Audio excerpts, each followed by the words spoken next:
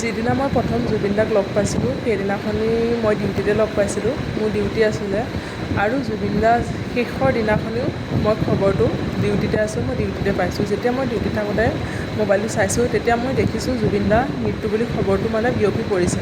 মই ছ'চিয়েল মিডিয়াত Facebook, Insta, YouTube মই চবতে চাইছোঁ আৰু কিছুমানক ফোন কৰিছোঁ কথাটো সঁচা নেকি বুলি। যেতিয়া মই চাইছোঁ ফেচবুক বা ছ'চিয়েল মিডিয়াত মই দেখিছোঁ মোৰ বুকুখন ধৰক পৰিছে। মই যোনখিনি জেগাত ৰখি আছিলোঁ ডিউটি মই সেইখিনিতে ৰখি গৈছোঁ।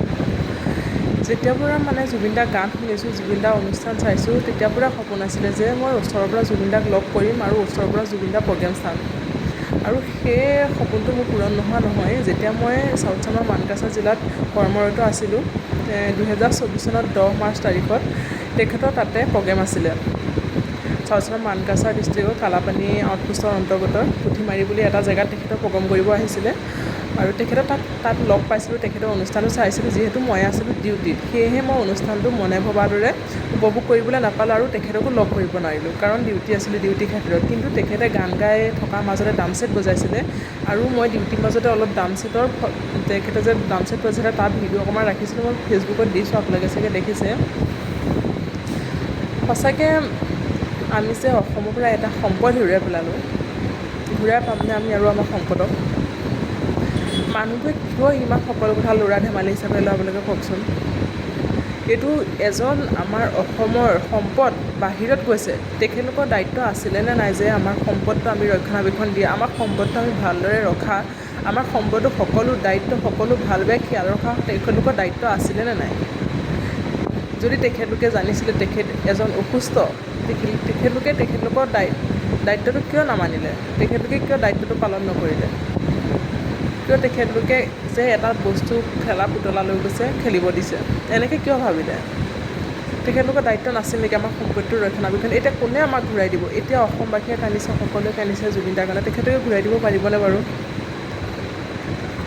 তেখেতে কাৰ কাৰণে কি ভবা নাছিলে? আমি সুখ দুখ ভাল বেয়া সকলো সময়তে জুবিন দা। কোনোবা যেন বিপদত পৰিলেও জুবিন দা, কাৰোবাৰ মন বেয়া লাগিলেও জুবিন দা, কাৰোবাৰ মনটো ভাল লাগিলেও জুবিন দা।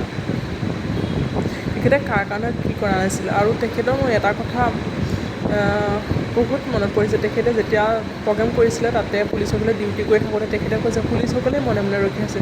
তেখেতৰ এটা সপোন আছিলে যে তেখেতে পুলিচসকলক লৈ এদিন প্ৰগ্ৰেম কৰিব আৰু সকলো পুলিচ চিভিলত থাকিব, তেখেত ড্ৰেছত থাকিব। কিন্তু তেখেতৰ সপোনটো পূৰণ নহ'লে, সপোনটো সপোন হৈ ৰৈ গ'ল। আজি ভাষাৰ অভাৱ হৈছে আৰু কিছুমান কণ্টেণ্ট ক্ৰিয়েটৰক মই কৈছোঁ, আপোনালোকে যে ভিডিঅ'বিলাক বনাই আছে, কিছুমানে বহুত উল্টা পুল্টা আপডেট দি আছে। কণ্টেণ্ট ক্ৰিয়েটৰক মই দেখিছোঁ ভাল বেয়া কিছুমান আপডেট দি আছে আৰু কিছুমানে তাৰ মাজতে আৰু বহুত কিবা কিবি দি আছে। যিহেতু দুখ সকলোৱে লাগিছে, গোটেই অসমবাসীয়ে কান্দিছে, জুবিন গাৰ্গৰ অনুৰাগী আজি পাগল হৈ গৈছে জুবিন দাৰ কাৰণে। কিন্তু আমি যে ইমান এটা ডাঙৰ সম্পদ হেৰাই গৈছোঁ, আমি যে ঘূৰাই নোপোৱা এটা সম্পদ হেৰুৱাই পেলাইছোঁ। যোনসকলে নিছে সেইসকলৰ চকুত আজি এটোপাল চকু পানীও দেখা নাই, সেইসকলৰ মুখত যে এটা হাঁহিহে বিৰিঙি আছে।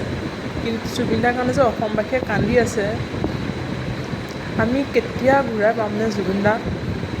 এইটো কথা তেখেতলোকে ভাবি চাইছেনে? কিয় তেওঁলোকে এটা সম্পদক ৰক্ষণাবেক্ষণ দিব নোৱাৰিলে? কিয় ল'ৰা ধেমালি খেলা নিচিনা কৰিলে? এতিয়া মই ডিউটি দি আছোঁ যদিও মোৰ ডিউটিত মনটো বহা নাই, মনটো বাৰে বাৰে উগুল থুগুল লাগিছে আৰু চাৰিওফালে জুবিন দাৰ গানেই চলি আছে, চাৰিওফালে জুবিন দাৰ শ্ৰদ্ধাঞ্জলি গান চলি আছে। মনটো বাৰে বাৰে তাতে গৈ আছে আৰু ডিউটিটো মনটো বহাব পৰা নাই। কিন্তু ডিউটিত কৰি আছোঁ যদিও মনটো বাৰে বাৰে মোৰ উৰি গৈ আছে, বাৰে বাৰে মনলৈ আহি আছে। আমি ঘূৰাই পামনে বাৰু? কিছুমান মানুহৰ কাৰণে আজি আমাৰ সম্পদক যে আমি হেৰুৱাই পেলালোঁ, আমি ঘূৰাই পামনে বাৰু? তেখেত যদি অসুস্থ আছিলে তেখেতক কিয় তেওঁলোকে গুৰুত্ব নিদিলে? তেখেতৰ দায়িত্ব কিয় নলয়? তেখেতক ভালদৰে এজন সম্পদ লৈ গৈছে, ভালদৰে কিয় ৰক্ষণাবেক্ষণ দি নল'লে? ল'ৰা ধেমালি খেলাব নিচিনাকৈ এৰি দিছে কিয়? আমাৰ সম্পদক তেখেতলোকে সম্পদ বুলি কিয় নাভাবিলে? মই একদম কথাখিনি নক'লে নোৱাত কৈ দিছোঁ। আৰু সপোন আছিলে তেখেতক লগ পাম বুলি। যিহেতু প্ৰথমবাৰ লগ পালোঁ ডিউটিৰ ক্ষেত্ৰত, তেখেতক মই কথা পাতিবও পৰা নাই। কিন্তু লগ যিহেতু পাইছোঁ ডিউটিৰ ক্ষেত্ৰত কিছুমান ৰুল ৰেগুলেশ্যন আছে, মানি চলিব লাগে, মানি চলিবলগীয়া ক্ষেত্ৰত তেখেতক লগো কৰিব নোৱাৰিলোঁ। কিন্তু ডিউটিৰ ক্ষেত্ৰত হ'লেও অকণমান স্মৃতি ৰাখি থৈছিলোঁ। কিন্তু আমি যে অসমৰ পৰা এটা ডাঙৰ সম্পদ হেৰুৱাই পেলাইছোঁ, কিন্তু সেই বৰমুখীয়াল যোনজনে লৈ গৈছিলে, যাৰ তত্বাৱধানত তেখেত যাবলৈ ওলাইছিলে, আজি দেখা নাই তেখেতৰ চকুত চকু পানী, তেখেতৰ মুখৰ পৰা এষাৰ কথা শুনা নাই। আমি এতিয়া হেৰুৱাই পেলাইছোঁ, কিন্তু মানি সঁচাকৈ ল'ব পৰা নাই যে আমাৰ মাজত জুবিন দা বোলা সম্পদটো নাইকিয়া হৈ গৈছে। হয়, জুবিন দা নাইকিয়া হৈ গৈছে, জুবিন দা আমাৰ মাজত সদায় তেখেতৰ গানেৰে অমৰ হৈ থাকিব, কিন্তু জুবিন দা তেখেতৰ কিমান সপোন আছিল, তেখেতে কিমান নতুন নতুন ৰচনা কৰি আছিল, সেইবোৰ কোনে ঘূৰাই দিব বাৰু। সঁচাকৈ ভাষাৰ অভাৱ আছে ক'বলৈ, মানে ডিউটি কৰি আছোঁ যদিও একদম অশান্তি, মনে মনে অশান্তি এটা ভোগ কৰি আছোঁ মানে।